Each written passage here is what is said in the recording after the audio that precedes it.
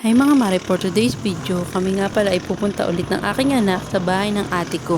Na-chat nga po kami kahapon ng aking ate na pumunta daw kami ni Jeremy bukas. At dahil po ay magluluto daw po siya ng menudo at sopas. At bukas nga po ay alis niya na ulit pabalik ng Hong Kong. Dito nga po pala ay kumana na kami pababa po ng Maiba. May madadaanan po kayo ditong Alphamart. Madadaanan nyo rin po ang Manais na subdivision. At dyan po sa unahan ay yung Yasak Resort. Hindi ko na po nakuhaan ng video. Nasa bandang kaliwa naman po ang Yasak Resort. Madadaanan nyo rin po ang Teresa Park Place. Dyan po, bago pa lang po siya dinedevelop yung lugar na iyan.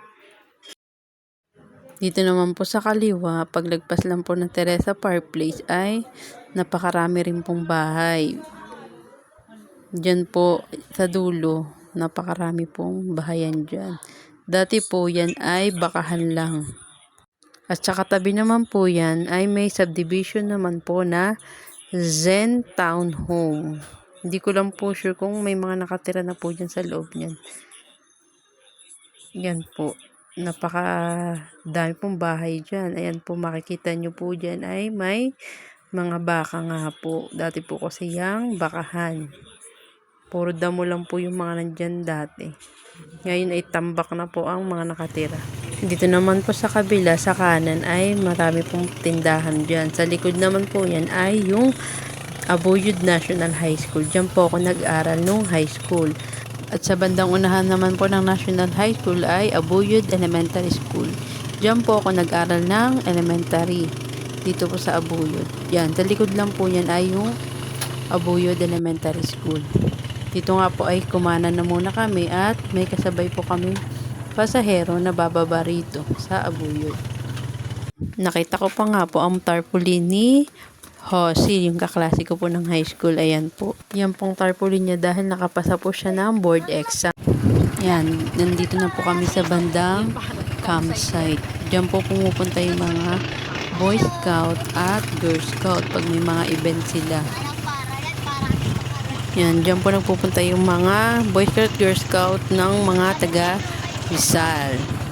Nung last time nga po napunta namin dito nung linggo sa ate ko, may nadaanan nga po kaming mga nakasuot po ng mga pang Boy Scout at Girl Scout. Kala ko nga po mga bata, nung pala ay mga teacher. Nakita ko po kasi yung my day ng teacher ng aking anak na nasa campsite po sila nung linggo. Nung panahon din po pala ng pandemic, dito po sa campsite, dinadala yung mga nagpositive po ng COVID. At isa nga rin po doon yung aking asawa sa nadala rito sa campsite. Dito naman na po kami sa may tulay. Yung, kung tawagin nila yung tulay na nagdudugs-dugs-dugs. Yan po yung tulay sa lugar namin. Sa barracks po kung tawagin. Ang aming lugar. Pero Abuyod Upper po ang aming lugar. Antipolo na po ang sakop.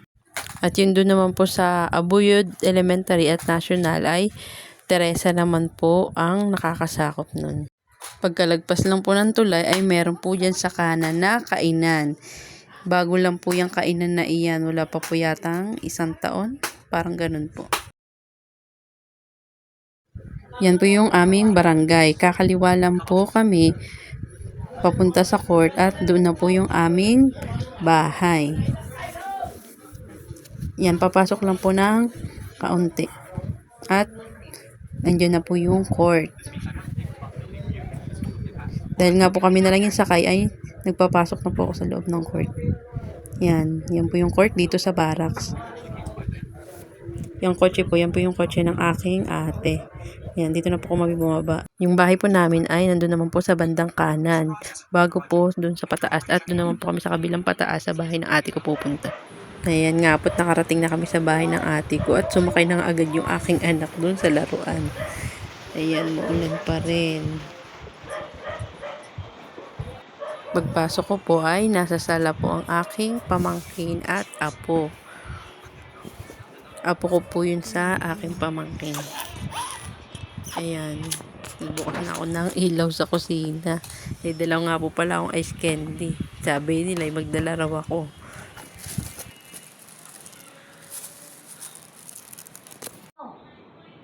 Ilan sa'yo ba na?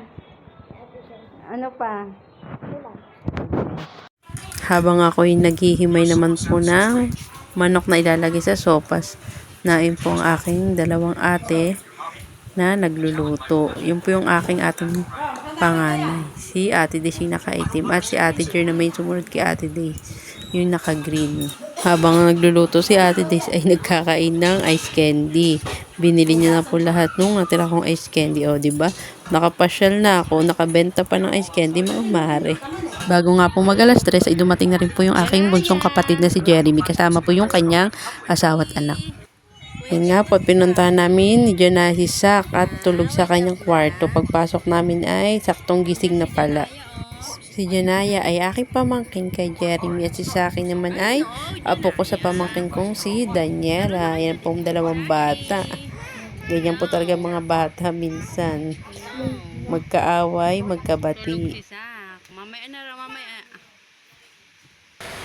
Janaya! Malaglag si Janaya! Jackie! Hello! Antok pa si Saki at si Janaya. Janaya! Tingnan mo dito. Ay! Ay!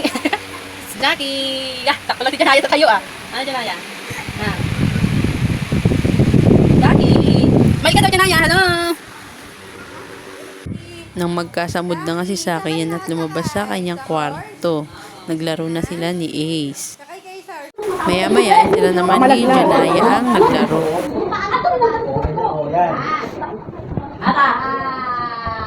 Sige, hi ka sa vlog ko.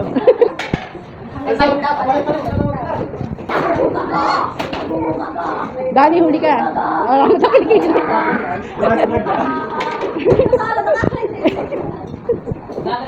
Siray siya lang ito. Gutom yan.